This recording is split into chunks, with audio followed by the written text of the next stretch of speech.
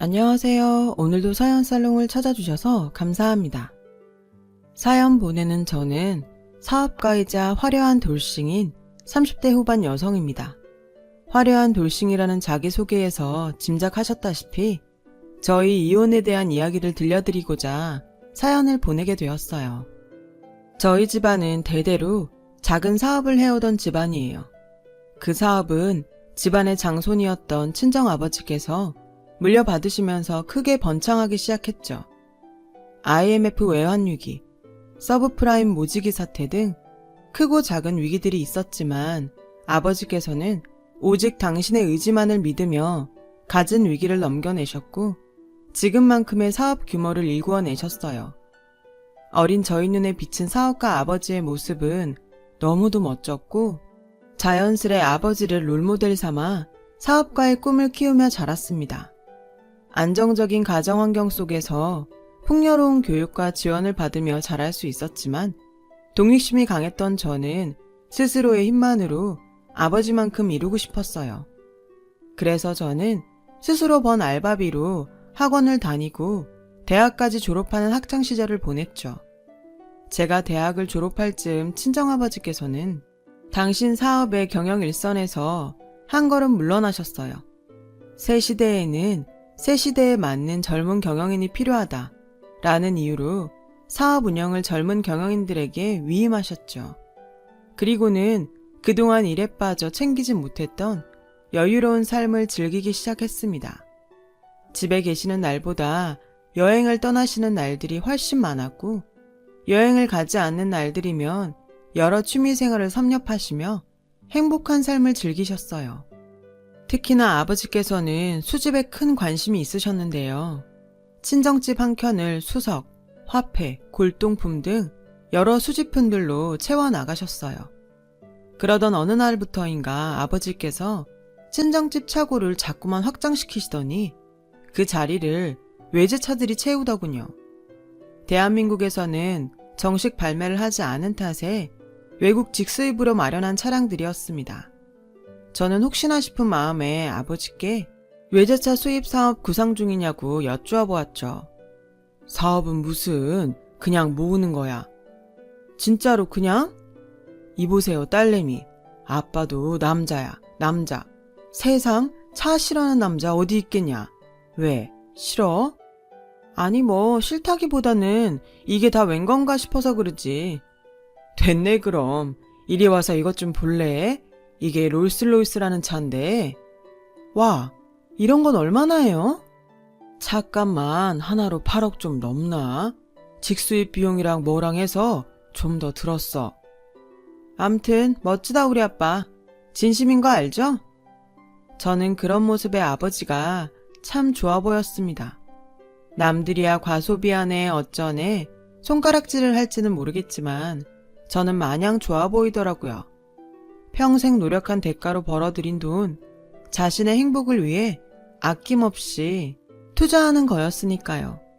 친정 엄마께서도 아버지의 외제차 수집을 존중해 주셨고요.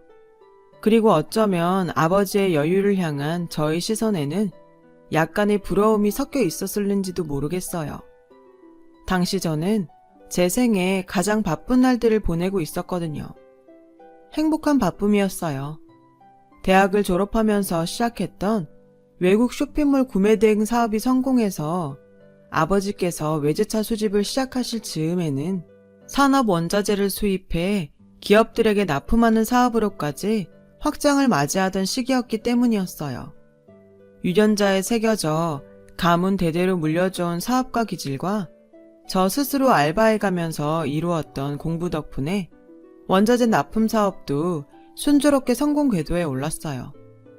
당시 저의 나이 30대 중반, 이른 나이에 거머쥔 꿀맛 같은 성공이었죠. 사업을 궤도에 올려놓은 저는 만나고 있던 남자친구와의 결혼을 준비했어요. 준비를 시작하던 때부터 말들이 많은 결혼이었어요. 주변 분들로부터 이런 이야기를 종종 들었습니다.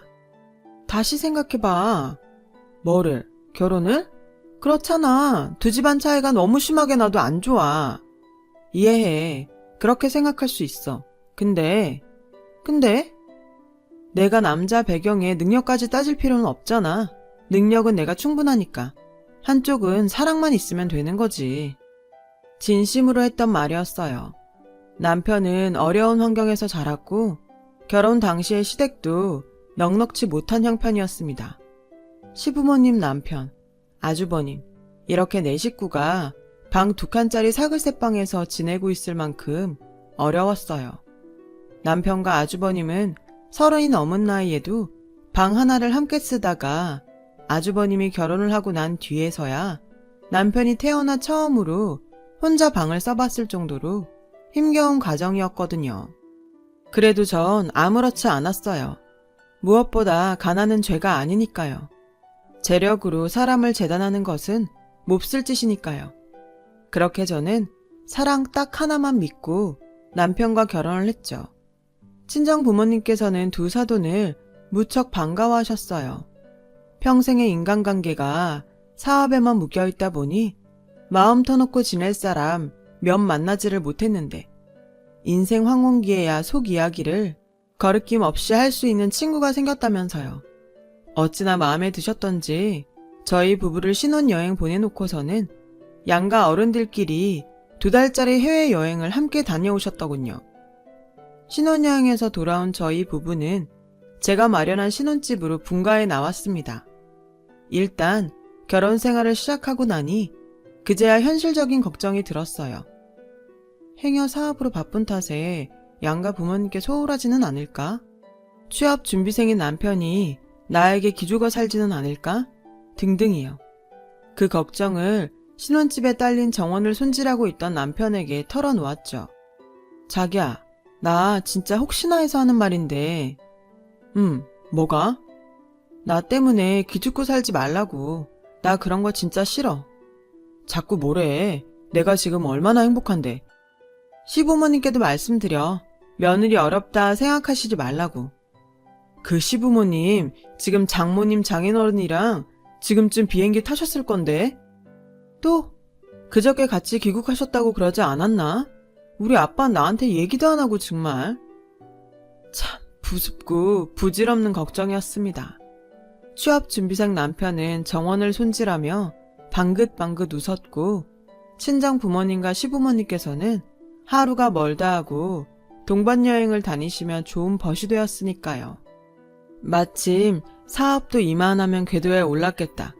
나도 이제 나 재밌는 걸 한번 해보자 싶었던 저는 아버지께서 그러셨던 것처럼 취미생활을 시작했어요.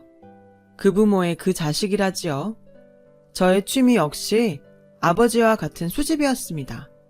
다만 심리 만족과 감상이 목적인 아버지의 순수한 수집과는 달리 저의 수집은 재테크를 어느 정도 염두에 둔 수집이라는 차이는 있었어요. 재테크를 염두에 둔 만큼 저의 수집 품목은 장래가 촉망되는 젊은 예술가들의 미술품과 도자기 같은 것들이었죠. 이때까지만 해도 저희 결혼 생활이 평생 행복으로 가득할 줄로만 알았습니다. 사업으로 무척 분주한 와중에도 마음만큼은 행복했던 어느 날이었어요. 제가 회사에 있는 사이 시부모님께서 남편을 만나러 저희 신혼집에 다녀가셨다는 거예요.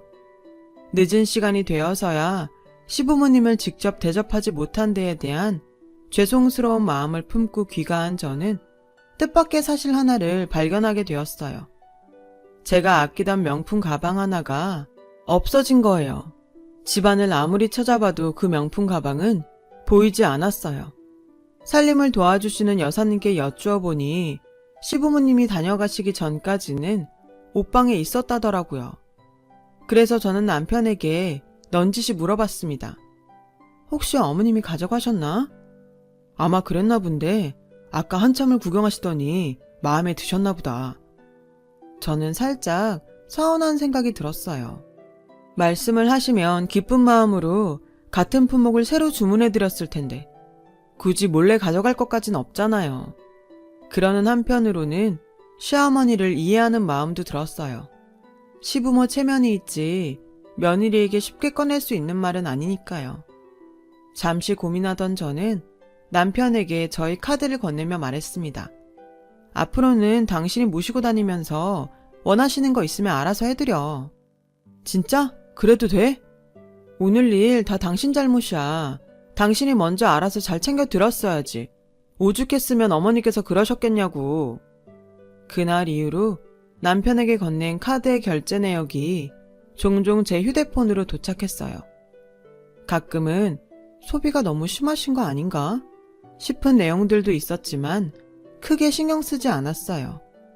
며느리도 자식이라면 자식이고 그 정도는 충분히 받으실 자격은 되신다고 생각했으니까요.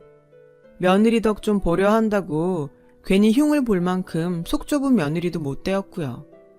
그런데 제 딴에는 부족함 없이 해드렸음에도 불구하고 시부모님께서 저희 신혼집을 다녀가실 때마다 뭐가 자꾸 하나씩 없어지는 일이 반복되었어요. 티스푼 세트처럼 하나같이 눈에 쉽사리 띄지 않는 작은 것들이었어요. 저는 그런 시부모님을 점차 이해할 수 없게 되었죠. 그때마다 남편은 사람 좋게 웃으며 시부모님을 두둔했습니다. 이게 다 어렵게 사신 습관이라니까. 다들 그러고 살았어. 우리는. 자기가 이해 좀 해주라. 그래요. 그렇다 칩시다. 이해가 되고 아니고를 떠나서 일단은 그렇다 치고 넘어가 보자고요.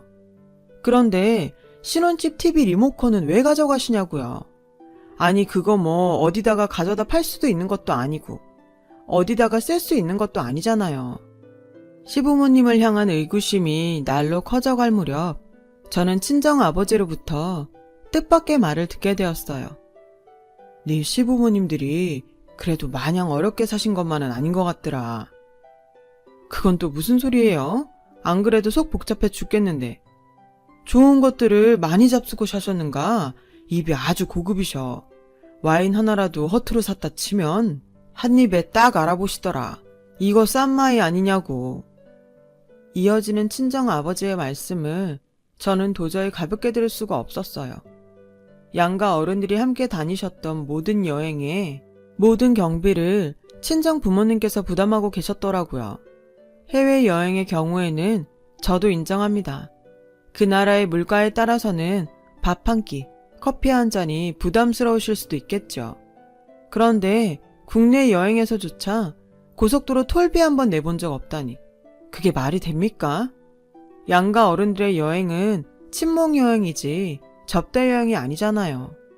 친정아버지께서는 친구 사이에 이러면 어떻고 저러면 또 어떠냐 라며 호탕하게 웃으셨지만 시부모님의 이해할 수 없는 손버릇을 경험한 저로서는 도저히 웃을 수가 없었어요. 결론부터 말씀드리자면 시부모님은 빌붙는 기질도 모자라서 도벽까지 있는 분들이셨어요. 그것도 아주 심한 도벽이요. 저는 그 사실을 남편이 경찰서에서 걸어온 전화를 받고 나서야 알게 되었어요. 휴대폰 매장을 방문하셨던 시부모님께서 휴대폰을 슬쩍 하려다 현장에서 주인에게 걸려버린 사건이었어요. 급히 경찰서를 찾은 저는 고개를 숙일 수밖에 없었죠. 시부모님의 보호자로 경찰서에 와 있는 줄 알았던 남편이 공범이라더군요. 남편과 시부모님이 함께 휴대폰을 슬쩍하는 장면이 CCTV에 고스란히 남아 있었습니다. 그날 저는 처음으로 남편에게 큰 소리를 내었어요. 당신까지 이러면 어떡해? 내가 뭘? 내가 뭘? 내가 뭘? 시부모님이 5살 먹은 어린애도 아니고 당신이 나서서 말렸어야지. 같이 그러고 있으면 어쩌라고. 아, 알았으니까 소리 좀 지르지 마. 찌찌하게 굴지도 좀 말고 잘 해결됐으면 끝난 거잖아. 잘 해결돼? 이게 잘 해결된 거야? 내가 나서서 좋게 처리 안 했으면 당신이랑 시부모님이랑 나란히 입건될 뻔했어. 절도죄로. 알긴 아니? 남편은 귀찮다는 투로 입을 꾹 다물어 버리더군요. 그날이 바로 저와 남편과 시부모님이 엮인 이혼 소송의 시발점이었어요. 제가 남편과 시부모님의 손버릇을 어떻게 고쳐놓을까 고민에 빠져있는 사이 친정 아버지께서 큰 병에 걸리셨어요. 친정 부모님께서는 치료를 위해 미국으로 떠나셨고 시부모님께서는 친정 부모님과 함께 보내셨던 시간을 저희 부부와 보내려고 하시더라고요. 친정 부모님께서 출국한 뒤로 거의 매일같이 저희 신혼집을 찾으셨고요. 저는 그런 시부모님의 방문이 너무나도 싫었죠. 부모님과 시간을 보내는 거요. 좋죠. 그게 싫었다는 뜻이 아닙니다. 시부모님께서 자꾸만 저희 집에 있는 것들 훔쳐가시니까 그게 싫었던 거죠. 저는 믿었던 시부모님을 향한 배신감에 매일같이 뒤통수를 맞으며 사는 기분이었거든요. 제가 그러거나 말거나 시부모님의 도벽은 점점 심해지셨고 과감해지셨어요. 어느 날부터인가 제 취미이자 재테크용으로 수집해놓은 미술품과 도자기 등에도 손을 대시더라고요. 그 정도면 도벽을 넘어서서 절도 수준이었어요. 이대로 묵인하는 건 서로에게 좋을 것 없다고 판단한 저는 시부모님께 엄포를 놓게 되었죠. 지금까지 가져가셨던 것들 하나도 빠짐없이 청구하겠습니다. 갚아주시든 원래대로 돌려놓으시든 편한 쪽으로 처리해주세요. 그러자 시어머니께서 뻔뻔하게 말씀하시더군요. 내 아들 물건 내가 손 좀 댔기로 써니 그게 무슨 문제라도 된다든? 남편 물건이 아니라 제 물건이죠. 제가 일해서 번 제 돈으로 산 저희 물건이요. 남편은 10원 한 장 보태준 적 없습니다. 남편이 집에서 집안 살림하는 것도 다 도움으로 친다고 하더라. 하기는 뭐래요. 살림은 도와주시는 여사님께 다 맡겨놓고 펑펑 즐기면서 다니기나 했죠. 너 자꾸 서운하게 얘기할래? 시부모님께서는 저의 경고를 귓등으로도 듣지 않으시는 눈치였어요. 그래서 저는 정말로 시부모님께 도난당한 금액 전액을 청구했어요. 그러자 한참이 지난 뒤에야 가져가셨던 물건들을 돌려주시더라고요. 참 기가 찰 노릇이었습니다. 이건 한눈에 봐도 가품이다 싶은 모조품들이었으니까요. 그 모조품들을 만드느라 한참이라는 시간이 걸렸던 모양이죠. 더 짜증나는 건 그 모조품들 앞에서 가져갔던 그대로 고스란히 돌려준 것이다 라고 우겨대는 남편이었어요. 저는 체면이고 나발이고 폭발해버렸습니다. 이게 누굴 바보로 하나 진짜. 나한테 지금 소리 지른 거야? 내가 하루 이틀 수집했던 거냐고. 수집하면서 인맥 한둘쯤 없을 줄 알았냐고. 당신네 부모님들이 나 몰래 가져간 것들 여기저기 팔고 다닌다는 얘기가 내 귀에 안 들어올 거라고 생각했어? 대체 얼마나 무모하면 이런 짓들을 벌이는 거니? 소리 지른 거 확실하지? 그래, 질렀다. 이 상황에 소리 좀 지르면 안 되냐? 내가 괜히 이러는 거야? 나쁜 버릇 고치고 다 같이 잘 살아보자고 이러는 거잖아. 그러자 남편이 묘한 미소를 흘리며 녹음기가 켜져 있는 휴대폰을 들어 보였어요. 다 녹음됐거든? 앞으로 잘해. 소리 지르고 이러는 거 확인되지도 않은 사실로 시부모님을 도둑으로 모는 거 당신에게 유리할 거 하나도 없어. 협박이죠. 자꾸 태클 걸면 이혼 소송을 하겠다 뭐 그런 얘기죠. 이혼 소송 거는 김에 위자료도 왕창 청구하겠다 뭐 그런 속셈이 뻔했습니다. 그렇다고 누가 기죽을 줄 알고요. 나가라고 해봤자 나갈 남편이 아님을 잘 알고 있던 저는 그 길로 짐을 챙겨 비어있던 친정 부모님이 집으로 들어갔고 다음 날에는 부동산을 찾아 신혼집을 내놓았어요. 회사 법무팀의 도움을 받아 이혼소송 서류를 작성했죠. 그동안 시부모님으로부터 피해본 금액 전액을 반환하라는 소송과 함께요. 저는 진짜로 이혼할 생각이었어요. 더 이상은 그쪽 집안과는 엮이고 싶지가 않았어요. 그런데 그놈의 집안 사람들은 저를 얼마나 우습게 봤던지 제가 이혼 소송장 작성을 막 마치는 순간에 전화가 걸려오더라고요. 신혼집 정원에서 파티를 하고 있으니 얼른 오라는 전화였습니다. 순간 이건 또 무슨 개소린가 싶었던 저는 급히 신혼집으로 향했죠. 어디서 가져왔는지도 모를 노래방 기계 소리가 동네 어귀에서부터 들려왔고 신혼집 대문으로 들어선 저는 정신이 아득해지고야 말았어요. 시부모님이라는 작자들이 당신네 동네 사람들을 죄다 몰고 와선 신혼집 마당에서 파티를 벌이고 있었거든요. 업체는 또 어디서 알아봤는지 최고급 출장 뷔페까지 데려와 거하게 먹고 마시는 중이었습니다. 물론 결제는 제 카드로 했겠죠. 시부모님의 동네 분들은 정신이 아득해진 저를 향해 부자 며느리가 좋기는 좋네 따위의 말들을 한마디씩 던지셨어요. 그렇게 잠시 시어머니의 한마디가 정신이 아득해졌던 저의 존투 본능을 깨웠습니다. 넌 하루 종일 어딜 그렇게 싸돌아다니니? 얼른 와서 어른들한테 술 한 잔씩 따라 올리지 않고 하는 김에 주방 가서 김치 부침개라도 좀 부쳐오고 그래라. 최고급이라더만 음식들이 영 별로야. 동네 분들 앞에서 당신들의 체면을 오죽이나 세우고 싶으셨던 모양이죠. 체면도 세울 겸 저의 기도 죽여놓을 작정이었죠. 그런데 어쩝니까? 상대를 잘못 고르셨는데 그 검은 속셈에 놀아낼 제가 절대 아닌데요. 가난이 죄라고는 생각하지 않아요. 그 사람이 어떤 사람인가가 문제지. 뭐야? 세상 모든 가난한 사람들이 당신들처럼 엇나가진 않습니다. 좋은 분들이 훨씬 많으시죠. 그거 지금 우리 들으라고 하는 소리니? 오늘은 일단 놀 만큼 놀고 들어가세요. 단 정원 이용하신 비용이랑 케이터링 비용까지 모두 청구하겠습니다. 시부모님과 동네 분들께서는 저를 향해 뭐라 지탄의 말을 쏟아내었고 그 와중에도 남편은 혹시나 모를 이혼 소송을 대비해 녹음을 하고 있었습니다. 그러거나 말거나 저는 마지막 말을 남기며 돌아섰어요. 나머지는 변호사랑 말씀 나누시죠. 사업하는 것들은 피도 눈물도 없다. 그런 말 들어보셨죠? 그 말이 사실인지 아닌지 제대로 알게 해드리겠습니다. 이쯤 되면 다음에 이어질 저의 행동은 충분히 예상들 하셨겠죠. 그대로였어요. 이혼 소송과 절도 고소를 예정대로 진행했고 연이은 사건들에 대한 모든 비용을 청구했습니다. 그제야 제가 등골 쪽쪽 빼먹힐 만큼 만만한 여자가 아니라는 사실을 깨달았는지 그쪽 집안은 잠잠해지더군요. 사실 제가 직접 이러쿵 저러쿵 하는 얘기를 들을 필요 자체가 없었기도 했어요. 모든 일은 변호사가 다 알아서 진행하고 있었으니까요.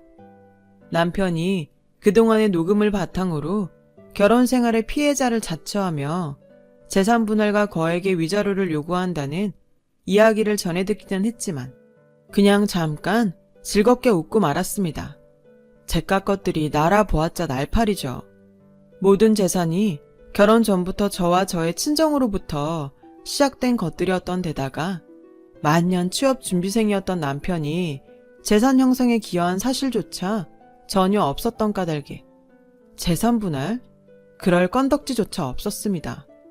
단 하나 아쉬운 점은 위자료 부분이었어요. 저는 그쪽 집안에게 단 한 푼도 건네고 싶지 않았기에 남편의 이혼 대비용 녹음 파일에 어떻게 대응하나 하는 고민을 시작했어요. 그러는 와중에 제가 급히 미국으로 출국해야만 했어요. 친정아버지의 임종을 지키기 위해서요.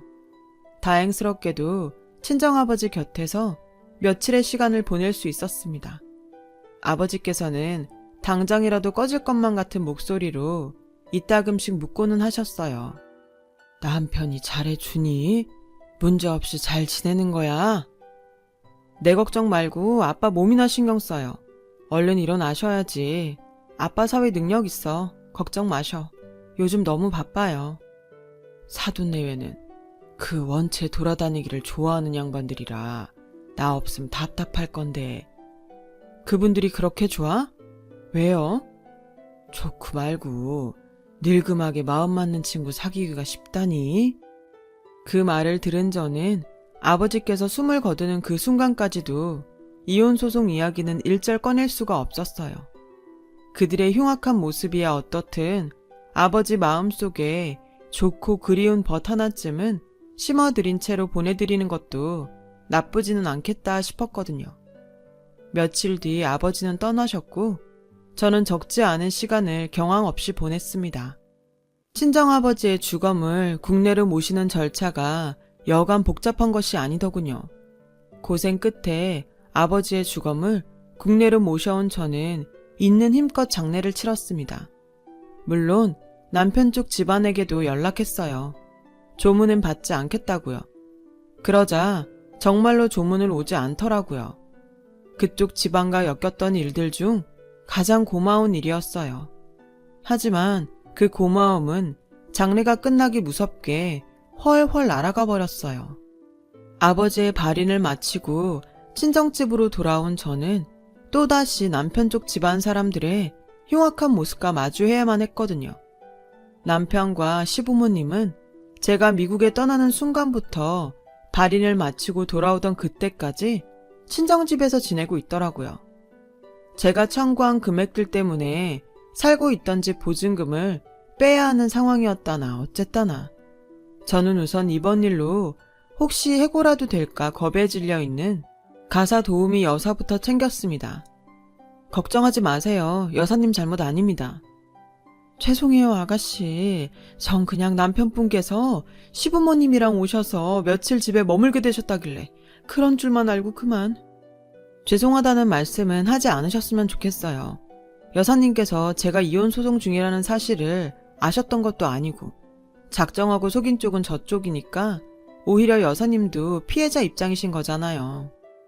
여사님 쪽 걱정을 대번에 정리해드린 저는 남편 쪽 집안 사람들을 가택 침입죄로 신고했어요.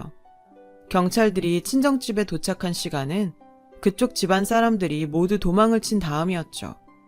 그런데 혹시나 그 인간들이 또 뭐를 가져가지는 않았나 싶어 집안 여기저기를 둘러보면서 저는 그만 자지러지게 웃고야 말았습니다. 개그 콘서트를 보면서도 이 정도로 웃어본 적은 없었지 싶어요. 당연히 이것저것 뭐를 참 많이 가져가셨더라고요. 그리고 그 중에는 아버지께서 유독 애지중지 아끼던 차값만 8억이 넘어가는 외제차의 키도 함께였습니다. 제가 세상 즐거운 웃음을 터뜨린 지점은 바로 그 외제차의 절도 사실이었어요. 절도 사실을 알게 된 경찰들은 급히 남편과 시부모의 소재를 찾아 나섰죠. 솔직히 박진감 넘치는 자동차 추격정 전도 기대했었지만 다소 맥 빠지는 결과가 나왔어요. 그 비싼 차를 훔쳐놓고는 친정집에서 채 몇 킬로미터를 가지도 못해서 벽에 들이박았다더라고요. 차는 폐차를 해야 하는 상황이었고 운전대를 잡았던 시아버지는 심지어 음주운전인데다가 트렁크에서는 훔쳐간 물건들이 쏟아져 나왔답니다. 게임 끝났죠. 저는 주체할 수 없는 웃음을 마음껏 웃으며 사고 현장으로 향했어요. 돈값을 제대로 하는지 폐차를 해야 할 만큼 큰 사고였음에도 불구하고 남편과 시부모 모두 멀쩡하더군요. 거기서 또 한 번 웃었어요. 맨정신에 맞은 뒤통수야말로 정말 아픈 뒤통수거든요. 마침 음주 사실이 확인된 시아버지라는 작자가 수갑을 차고 있는 순간이었어요. 그 앞에다 대고 저는 또 한 번 세상이 떠나가라 웃으며 외쳤습니다. 아이고, 죄가 하나 더 늘어나셨네요. 웃어? 너 지금 웃냐? 당신 사이코패스야? 그럼 내가 지금 웃게 됐지 울게 생겼어? 하긴 다 알게 되면 너는 펑펑 울겠다, 억울해서. 말을 마치기 무섭게 미국에서 가져왔던 서류 한 장을 남편에게 건넸어요. 서류를 찬찬히 보던 남편은 허공에다 대고 괜히 빽 소리를 지르더군요. 남편에게서 서류를 전해받은 어머님은 그 자리에서 실신했습니다. 제가 준비해 갔던 서류, 아니죠. 저의 친정아버지께서 그쪽 집안 사람들을 위해 준비하셨던 서류는 그쪽들이 박사 내어놓은 차를 그쪽들한테 양도하겠다는 서류야. 봐서 다 알겠지만, 다 알아서 빡쳐 죽을 지경이겠지만 그래도 말로는 한번 전해줘야 할 것 같길래. 그 서류는 그들이 훔쳐가서 사고를 내버린 바로 그 고급 외제차를 그들에게 양도하려는 아버지의 서류였던 거예요. 저희 이혼 소송 사실도 시부모님과 남편의 흉악한 본 모습도 모르는 채로 임종을 맞이하기 직전에 아버지께서는 외제차의 명의를 그들에게 이전하겠다는 서류를 준비하셨어요. 당신께서 시부모님들 데리고 다니며 좋은 구경을 시켜주지 못하게 된 만큼 그들에게 가장 아끼던 차를 선물해 안전하고 편안하게 구경하고 다니시라는 선물이었어요. 저는 그런 아버지의 뜻을 거역할 수 없었죠. 그들의 본 모습이야 어떻건 아버지 마음속에는 그들이 좋은 벗이었으니까요. 그리고 아버지의 재산은 어디까지나 아버지와 어머니의 것이니만큼 제가 왈가왈부할 영역도 아니잖아요. 그쪽 집안 사람들이 그 고급 외제차를 훔쳐 도망치다가 사고만 치지 않았더라면, 얌전히 있다가 그 서류를 받아 서명 하나만 적어 넣었더라면, 금액만 해도 8억이 넘어가는 비싼 차량이 그들의 소유가 될 수 있는 상황이었던 거죠. 그들은 그런 줄도 모르고 개망나니 짓을 하다가 자신들의 소유가 될 예정이었던 모든 행운을 한 큐에 날려버렸던 셈이고요. 모든 사실을 알게 된 남편, 그렇게 땅을 치며 통곡했습니다. 저는 그런 그에게 즐거운 유감의 말을 전했죠. 억울하겠다. 이 차 받았으면 소송 비용에, 나한테 배상할 금액들에 다 채우고도 지방에 작은 아파트 하나는 떨어졌을 건데 그걸 박살 내놨으니. 이게 진짜 쳐 맞으려고. 너 미쳤어? 돌았냐? 그걸 왜 이제야 얘기하는 건데? 지금 그 말 나 들으라고 한 소리 맞지? 진짜 한번 맞아볼래? 누가 혼나게 될지는 두고 보면 나올 일이고, 잘 알아줘.